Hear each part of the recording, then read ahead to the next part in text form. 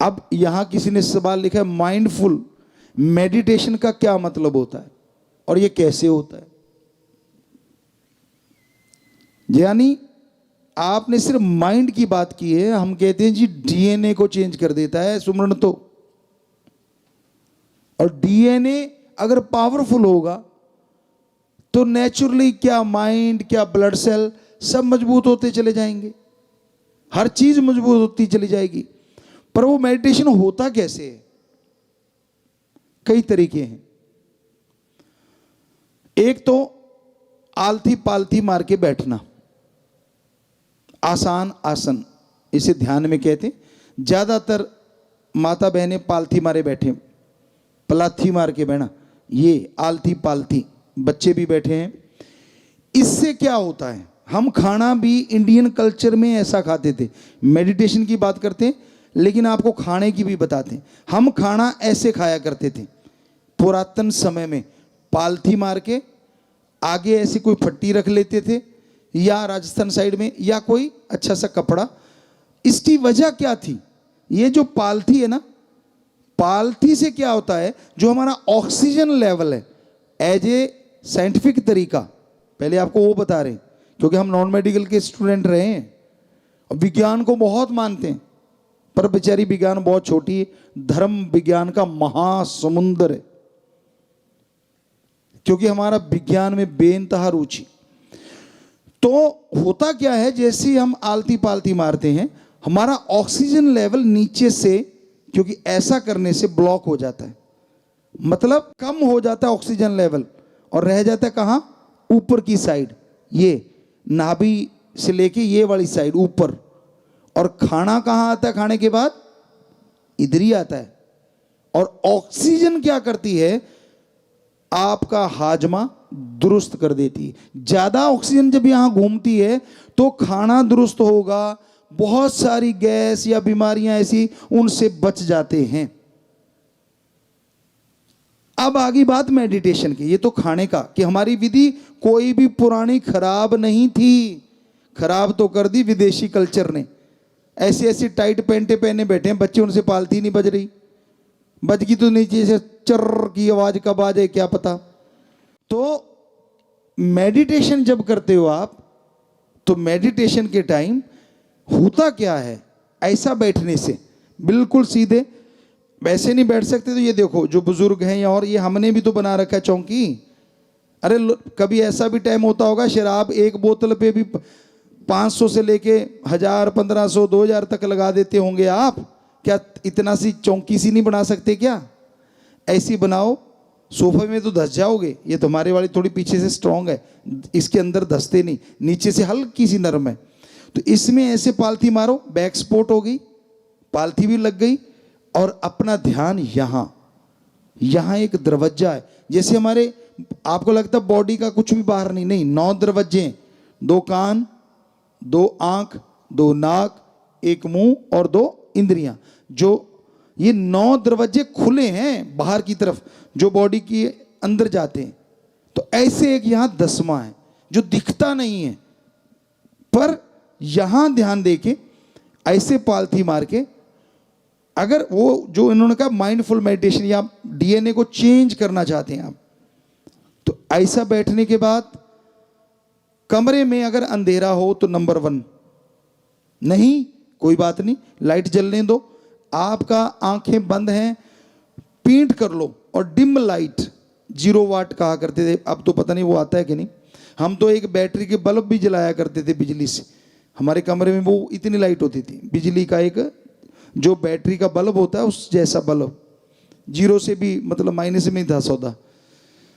तो वो अंधेरा हो गया, आप बैक कर लो, नेचुरली आपके लिए अंधेरा होगा, कमरे में रोशनी है। कई कमरे में अंधेरे से डरते हैं, नेचुरली कोई ना कोई कारण होता है उसका, पिछले जन्म का या बचपन का। तो अब अंधेरा हो गया, आंखें बंद। तो क्या होता है, जब लाइट है तो आंखों में रेडिश आती, आप लाइट की तरफ देख के आंखें बंद करो तो आंखों में रेडिश आएगी, तो वो डिस्टर्ब करती है। और जैसे अंधेरे में करोगे तो कुछ नहीं आएगा, स्पाट अंधेर।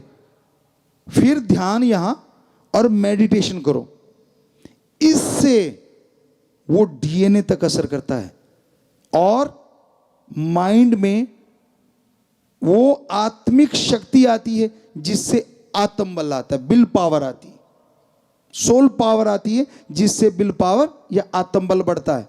और आत्म बल जिसके अंदर है, पेपरों में टॉप, गेम में टॉप, हर काम धंधे में टॉप के उसके अंदर ख्याल आएंगे, आइडियाज आएंगे, और वो हर अच्छे नेक कामों में तरक्की क्यों नहीं करेगा, जिसका माइंड फुल रहेगा आइडियाज से। सो ये एक तरीका है। दूसरा, हमारा ध्यान नहीं जमता जी। अगर उस तरीके में ध्यान नहीं जम पा रहा, तरीका वही है, हाथ दोनों ऐसे करके नहीं बैठना। ऐसा करने से ऑक्सीजन माइंड में ज़्यादा जाती है, अगर ऐसा करो आप तो ऑक्सीजन ज़्यादा जाती है, ये ठीक है। लेकिन ध्यान में नहीं कर सकते हम, क्योंकि इसमें उंगलियां खिंचती है अभ्यास करने में भी, और हाथ लटकने का डर रहता है। तो इसको दोनों हाथों को जोड़ के पिंडलियां काफ या क्रॉस करती है वहां पे रखो आराम से। कोहनी जांग पे आ गई, दोनों हाथ पिंडलियां या क्रॉस काफ क्रॉस करती है वहां रख दिए आराम से, ऐसे जोड़ के इस तरह से आराम से ऐसे रख लिए, और ध्यान यहां रख के। अगर ध्यान में आपका ध्यान नहीं लगता, मेडिटेशन में, गुरु मंत्र में, तो कोई कमरे में होना नहीं चाहिए। कोशिश ये हो कि आवाज बाहर ना जाए, उतनी ऊंची आवाज में बोल के सुमरण करो, बोल के, आंखें बंद हैं, बोल के। इससे क्या फर्क पड़ता है और क्यों पड़ता है? आंखें तो बंद हैं, आंखें तो यहां लगी हुई हैं, एक द्वार आपने फिक्स कर दिया, लेकिन ये द्वार, ये और ये, यानी 8 द्वार फ्री हैं बॉडी में कुछ लेने के लिए। और जैसे आप बोलते हैं तो आप सोच के देखो, पूरी फुल बॉडी में पॉजिटिव एनर्जी आ जाती, सारे द्वार के द्वारा वो राम का नाम अंदर जाता है। उससे आपका ध्यान इधर उधर जाने का सवाल ही पैदा नहीं होता। आप में से बच्चे कुछ प्लेयर बैठे होंगे, जब एक गेम खेलते हैं, एक उदाहरण देना चाहते हैं आपको, चलो बैडमिंटन ले लेते हैं। आप बैडमिंटन खेलते हो, गेम भी एक मेडिटेशन है। कैसे? जब गेम खेलते हैं, वो जो कोर्ट है हमारा, ग्राउंड, आपका पूरा वर्ल्ड वो ग्राउंड होता है, आपका पूरा फोकस रैकेट और शटल में होता है। तब दुनिया किधर है, कौन क्या है, किधर कौन है, कुछ पता नहीं होता उस घंटा 1.5 घंटा जो आप खेलते हैं, या 15-20 मिनट, आधा घंटा। तो हो गया ना मेडिटेशन। यानी सारी तरफ से ध्यान हटा के एक तरफ फोकस करना, इसी को मेडिटेशन।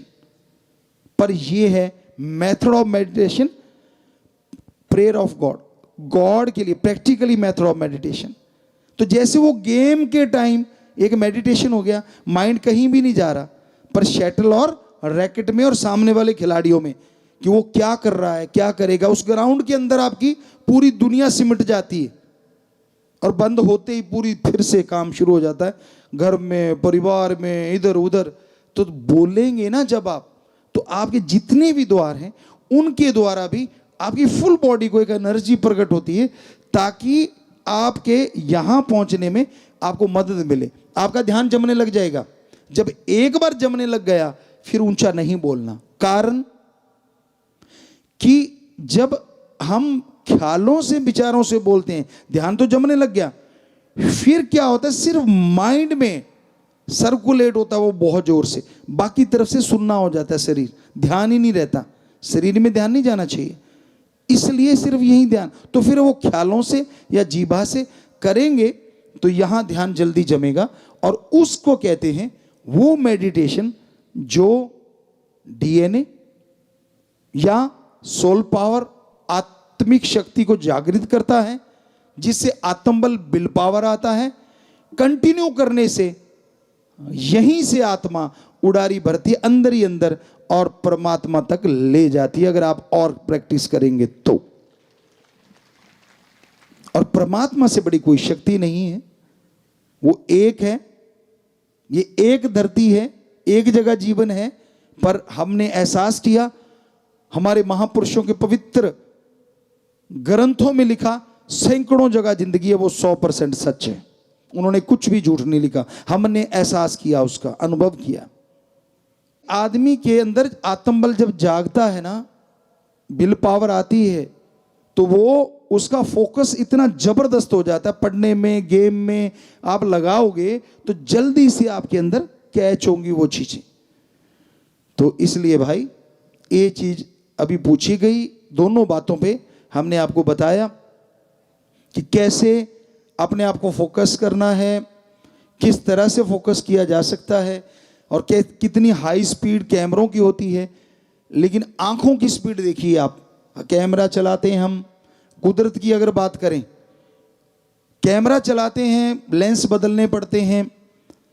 अब 8R उसको बोल देते हैं, छोटा लेंस होता है, बड़े होते हैं 350, इससे भी बड़े होते हैं, और भी लेंस आ गए हैं, चंद्रमा तक को क्लोज कर दिया जाता है। लेंस बड़े बड़े आ रहे, तारों तक की गणना करने के लिए भी लेंस हैं। लेकिन ये जो हमारी आंखें हैं ना, लगभग जो हमने विज्ञान में हमें पक्का ख्याल में 576 मेगापिक्सल होती हैं, और एक पिक्सल में शायद 10 लाख, एक मेगापिक्सल में 10 लाख में भी पिक्सल होते हैं। एक मेगापिक्सल में 10 लाख पिक्सल होते हैं, और हमारी 576 लगभग कि 576 के आसपास हमारी मेगापिक्सल आंखें होती हैं। पर एक हैरानीजनक, जिसे कोई साइंटिस्ट नहीं बना सकता, 1 सेकंड में हम चांद देखते हैं, सेकंड की उसी हिस्से में, अभी सेकंड पूरा नहीं हुआ, हम अपनी हथेली की लकीरें देख सकते हैं ऐसे करके। इतना फोकस एकदम इम्पॉसिबल, आज तक कोई कैमरा नहीं बना, कोई लेंस नहीं बना जो एकदम चंद्रमा को देखे और हाथ की छोटी लकीरें भी देख ले। आप देखो चेक करके, दूर निगाह मारो और फिर उंगली हाथ देखो, लकीरें दिखेंगी। जिसकी निगाह 6x6 है, चश्मे वाले भी देख सकते हैं, वो चश्मे से देख सकते हैं। क्यों गड़बड़ कर ली, खान पीने में चक्कर डाल लिया तो इसलिए गड़बड़ हो गई।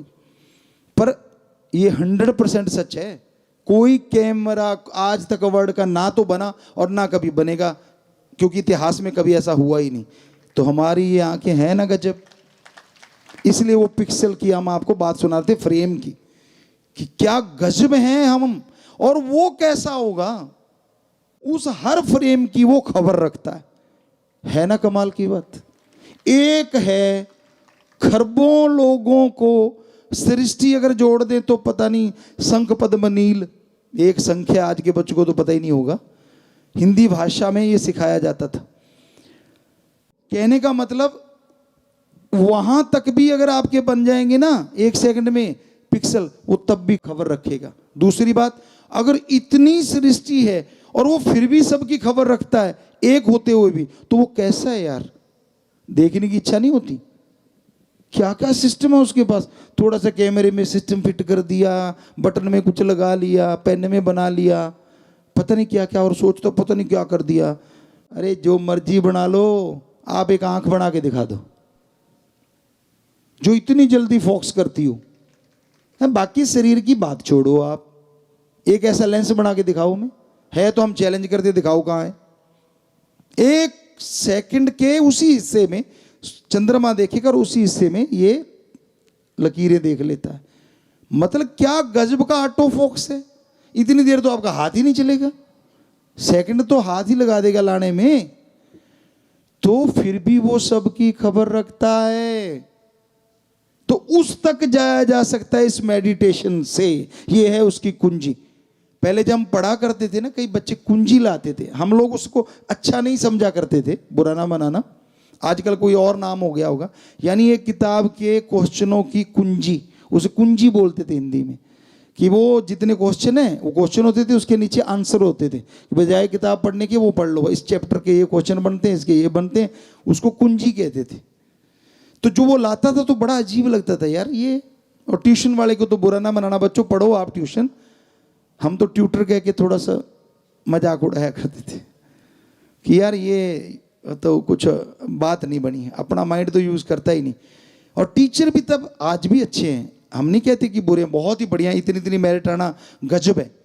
पर हमारे टाइम की हम बात करते हैं कि बच्चों को ये होता था कि कोई भी सवाल अगर नहीं आता तो पूछ सकते हैं, कोई भी सवाल, ये नहीं कि इतना का लेक्चर तैयार करके आए हैं। ये हम अपने टाइम की बात कर रहे हैं, लगभग 80 की कर लो आप या 73 की बात कर लो। तो वो सवाल पूछा करते थे। एक साइकिलिंग ऑर्डर होता है नॉन मेडिकल में, मैथमेटिक्स में साइकिलिंग ऑर्डर क्वेश्चन होते हैं, जो मैथ के होंगे बच्चे वो जानते हैं। तो एक ऐसा सवाल था हमारे बुक में, आपको अपनी बात सुनाते हैं, ये आप पढ़ने की बात आ गई, पहले गेम की बात थी। सो बेपरवाह जी ने जो ख्याल दिया, जैसे हैं हम उन्होंने बनाए। तो वो सवाल हमने करके देखा, वो साइकिलिंग ऑर्डर में नहीं आ रहा था। तो बड़ा अजीब लगा कि यार ये साइकिलिंग ऑर्डर में नहीं आ रहा। तो टीचर पढ़ाने आए मैथ वाले, उनको बोला सर इस चैप्टर का ये सवाल साइकिलिंग ऑर्डर में फिट नहीं बैठ रहा। कहते ऐसे कैसे, अभी करता हूँ। अब हम बच्चे थे उस टाइम, हमारे ख्याल से 10 नॉन मेडिकल में। तो उन्होंने शुरू कर दिया पढ़ाना, और जैसे लिखना शुरू किया बोर्ड पे, लिखते गए नीचे कुछ और ही हो गया, वो साइकिलिंग ऑर्डर में नहीं आया। कहता पूरा ध्यान दिया, काफ़ी देर मत्था मारता रहा। कहता मैं कल को बताऊंगा। कहता आज ना मेरा थोड़ा मूड थोड़ा कहीं और है। वो गए बेचारे, वो बाई चांस हमारे पास ही रहते थे, घर में कमरा एक था अलग से, तो परिवार समेत रहते थे। तो वो करते रहे। जब अगले दिन सुबह स्कूल जाने लगे, इकट्ठे ही जाते थे लगभग। कहता यार फिर से मत पूछ लेना। मैंने कहा क्यों? कहता नहीं आया मुझे। मैंने कहा जी फिर क्या हुआ? कहते यार सारी रात लगा रहा मैं, क्या एक बच्चे ने सवाल पूछा है, ये क्यों नहीं आ रहा साइकिलिंग ऑर्डर में। हमने कहा जी ठीक है, फिर आपके बस की बात नहीं, तो प्रिंसिपल के पास चले गए। बाई चांस वो भी नॉन मेडिकल के ही थे। तो जब उनके पास गए, तो अब हमें नाम थोड़ा सा मित्तल शायद उनके पीछे था कुछ, तो उनको बोला कि जी ये सवाल हमारा साइकिलिंग ऑर्डर में फिट नहीं बैठ रहा। कहते ले बात ही कुछ नहीं, अभी करता हूँ, लाओ। हम कागज में शुरू हो गए और एंड पॉइंट पे कहते ऐसा बेटा मेरा काम और भी काफ़ी है, आज मैं मतलब इतना जल्दी मैं कह बैठा, कल को बताऊंगा। हमने कहा जी कोई बात नहीं, कल भी आ जाएगा। उसको पता था, वो भी रात भर लगे रहे। साइंस वाले थोड़े से सनकी भी होते हैं, जो लग गया तो फिर लग ही गया। बच्चे कहते हैं ऐसा, होते नहीं। हमारे एज ए गुरु हम नहीं कहते कि होते हैं, पर क्योंकि वो एक तरफ लग जाते हैं। तो अगले दिन जब फिर हम उनके पास पहुंचे, तो उन्होंने दूर से देख लिया, भी आ गया। कहते बेटा मैंने अजमेर बोर्ड में तेरा सवाल भेज दिया है, वो जाएगा डाक के द्वारा, फिर वो आएगा तब बताऊंगा। भाई मेरे हाथ खड़े हैं, मेरे को नहीं आता। हमने कहा जी ठीक है। अब 15-20 दिन गुजरे, तो उन्होंने हमें बुला लिया कि आजा। कहते मैं देखना चाहता, आप आए हो? जी। कहता कोई बात नहीं, आप प्रेयर में बात करते हैं। अब प्रेयर में बात करी, और वहाँ टीचर थे, सारे थे। तो कहता भाई ये लड़का क्या कमाल का है, इसने एक सवाल निकाला साइकिलिंग ऑर्डर का, मैथ का, और वो ना टीचर से ना मेरे से किसी से नहीं हुआ। मैंने वहाँ भेजा, और वहाँ से ये लिख के आया कि ये छपने में गलती है, ये बुक में गलत छपा हुआ है। हमने कहा जी अगर यही ऐसा ही आ जाता तो हम क्या करते, क्योंकि इसका अगर हम जवाब कैसे देते। तो फिर उन्होंने बताया कि देखो ये बच्चा भी है जिसने बाल की खाल निकाल दी, जो हम लोग नहीं। क्या लिखने वाले, बुक लिखने वालों के बाद उसको चेकिंग की जाती है, बड़े बड़े प्रोफेसर या करते हैं, कहते वो नहीं निकाल पे, ये इसने निकाल दी। गजब, उसने हमें शाबाशी दी सबके सामने। सो कहने का मतलब, आदमी के अंदर अगर विल पावर है, आत्मिक शक्तियां हैं, तो ये चीज़ें होती है। क्योंकि हमने बचपन में 5 साल की उम्र में या 6 साल की उम्र में गुरुमंत्र ले लिया था। 73 का कह लो, 72 का कह लो, वो बोलने में लिखने में 73 का कह दिया, तो इसका मतलब वो सच है। टाइम वही था, साल इधर उधर में कोई फर्क नहीं पड़ता। हम तो यही कहते होते हमेशा से 72-73, क्योंकि बहुत छोटे थे, 5 या 6 साल के। तो वो मेडिटेशन का कमाल है। तो बच्चों पढ़ाई में भी ये गजब करता है। कहीं आप सोचो कि ये ऐसे फजूल की बात है, तो इस तरह से ये आज मेडिटेशन की बात आपको बताई।